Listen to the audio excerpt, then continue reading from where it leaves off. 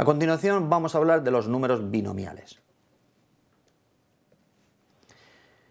Para ello trataremos de recordar lo que eran las combinaciones.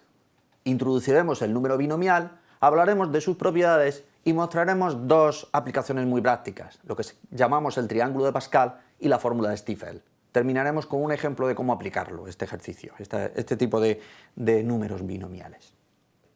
Bien, recordemos que llamábamos combinaciones de n elementos tomados de m en m al número de subconjuntos de m elementos de un conjunto finito de n elementos.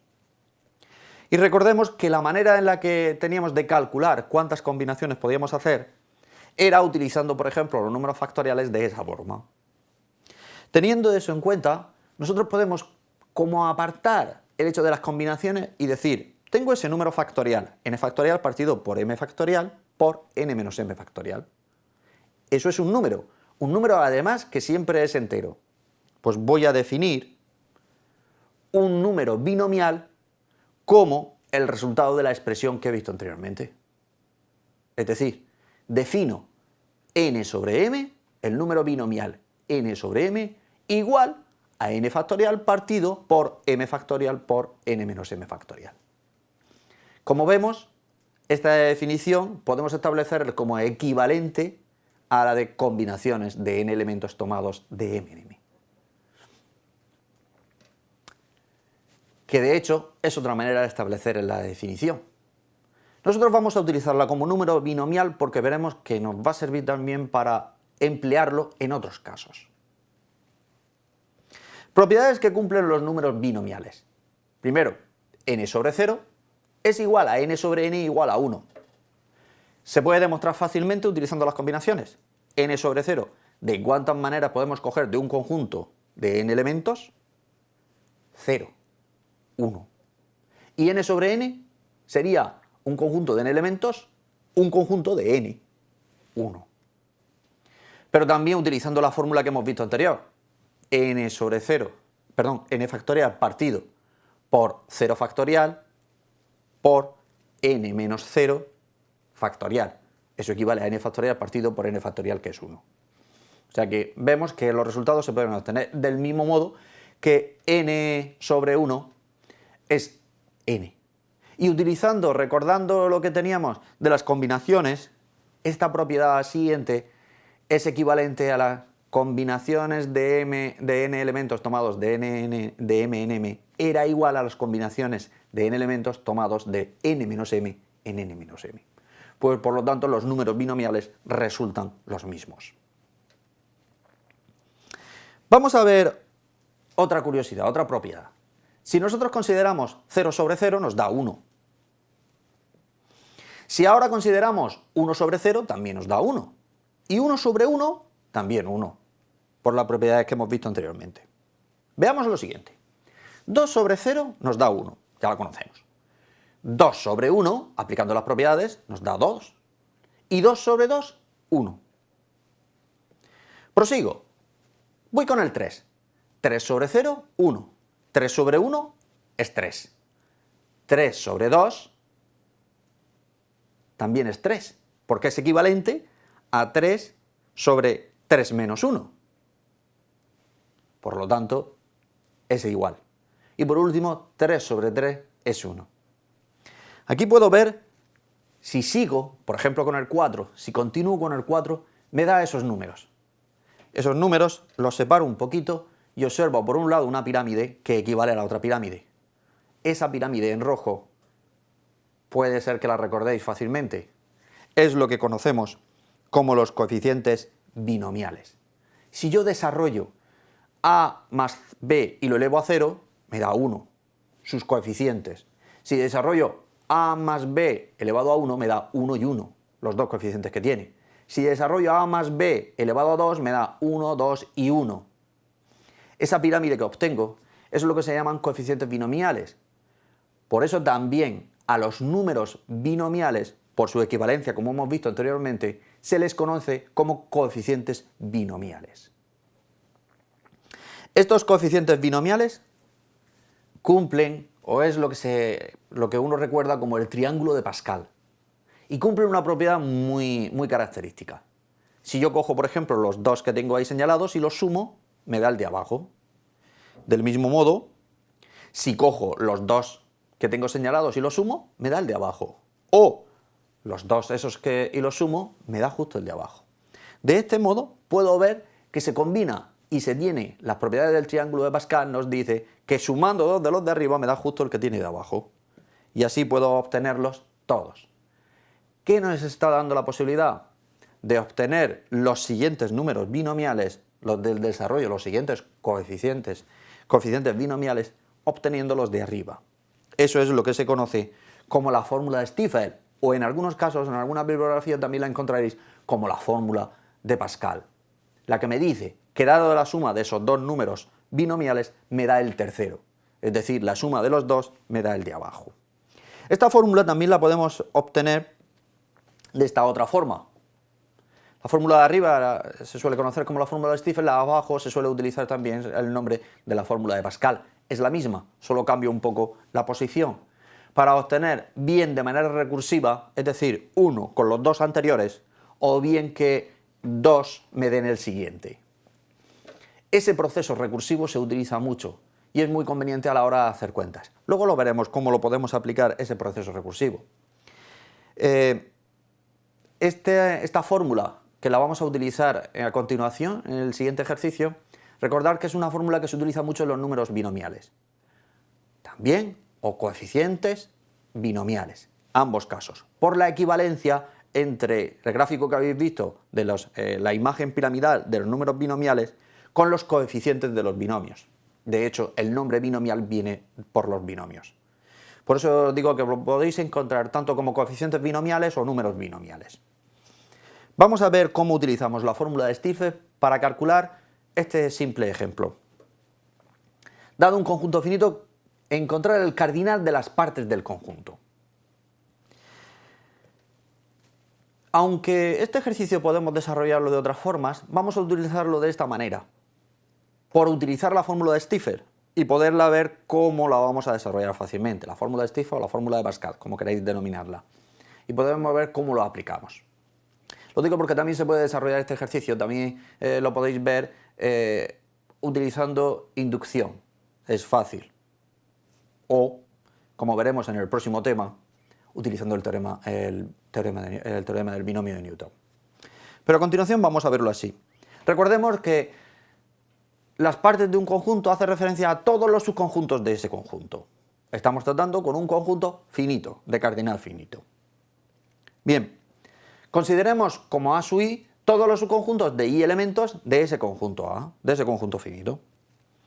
Las partes del conjunto A sería equivalente a la unión de todos los subconjuntos de i elementos, es decir, A sub 0, el que tiene 0 elementos, que en este caso sería el vacío, el que tiene un elemento, el que tiene dos elementos, la suma. Y además son conjuntos disjuntos. Podemos entenderlo que van a ser conjuntos disjuntos, con lo cual la unión de todos esos subconjuntos disjuntos, porque cada uno tiene elementos diferentes, el cardinal va a ser equivalente, el cardinal de todos esos subconjuntos, estamos hablando de que A sub 0 es el número de conjuntos, todos los subconjuntos que tienen, el número de conjuntos. El cardinal será igual, aplicando las propiedades que sabemos de la unión, será igual a la suma de los cardinales de cada uno de ellos.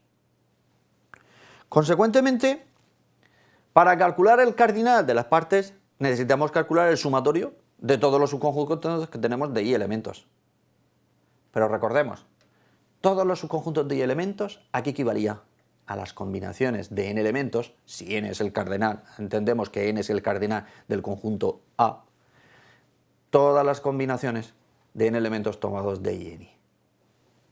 Consecuentemente, lo que tenemos que calcular para encontrar el cardinal de las partes de A son la suma de las combinaciones de n sobre 0, n sobre 1, n sobre 2, eso equivale al sumatorio de n sobre i, desde i igual 0 hasta n.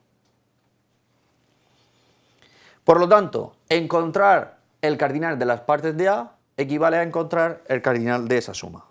Vamos a encontrar el cardinal de esa suma. Sencillo. Yo puedo expresar esa suma de esta forma, como n sobre 0 más el sumatorio a partir del de i igual 1. Separo el n sobre 0 porque el otro sumatorio tengo n sobre i, donde i empieza con 1. Sí que lo puedo expresar con los dos anteriores. Si fuese con 0 no podría expresarlo, no puedo restarle 1 a 0 porque me daría negativo y los números que están en la parte de abajo del coeficiente tienen que ser positivos.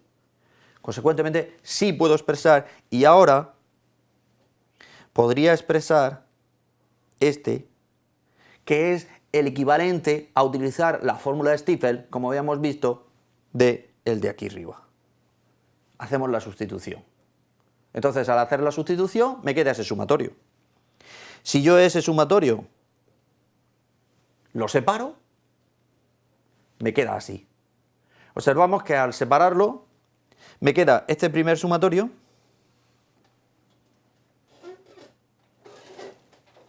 ¿de acuerdo?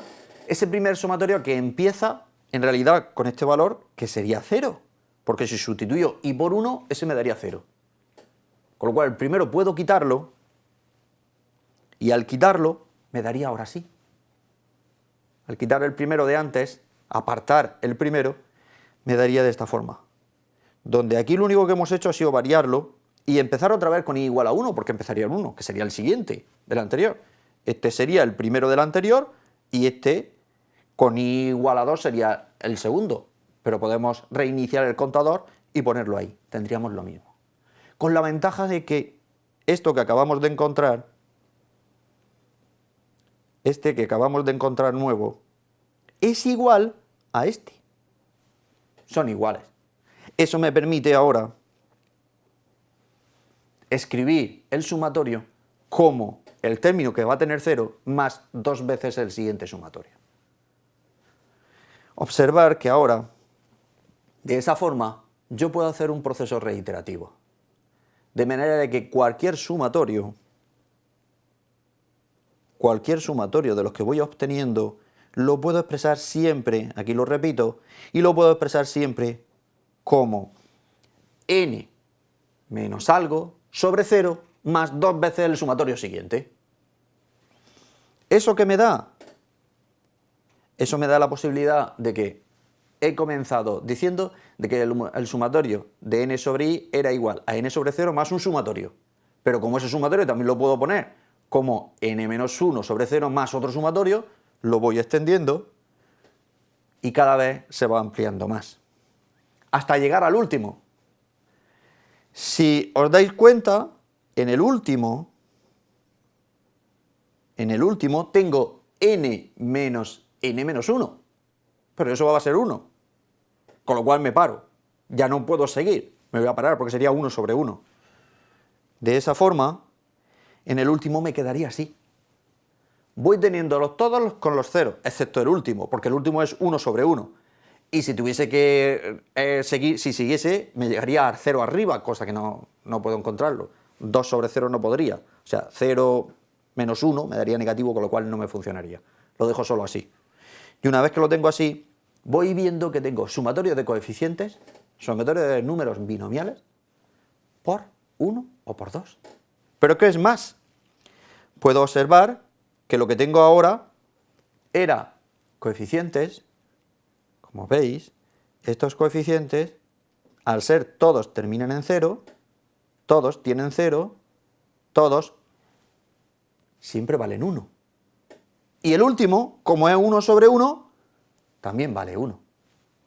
Consecuentemente, la multiplicación por el número es el que me interesa, el resultado este. 1 más 1 más 2 más 2 elevado a 2 más 2 elevado a 3, así hasta más 2 elevado a n menos 1. Esa suma es una suma muy sencilla de calcular. Eso es directamente, como conocemos, una serie geométrica que se puede encontrar fácilmente, como 2 elevado a n. Con lo cual, acabamos de ver que el sumatorio que vamos buscando de todos los coeficientes binomiales nos da 2 elevado a n. Este es el resultado que vamos buscando. El número que encontramos, el cardinal de las partes de un conjunto finito de elementos, es 2 elevado a n. Como digo, ha resultado un poco tedioso hacerlo de esta manera. Lo he hecho por utilizar la fórmula de Stifel para ver su demostración. Veremos que con el teorema del binomio este resultado saldrá mucho antes. pero eso lo veremos en la siguiente sesión.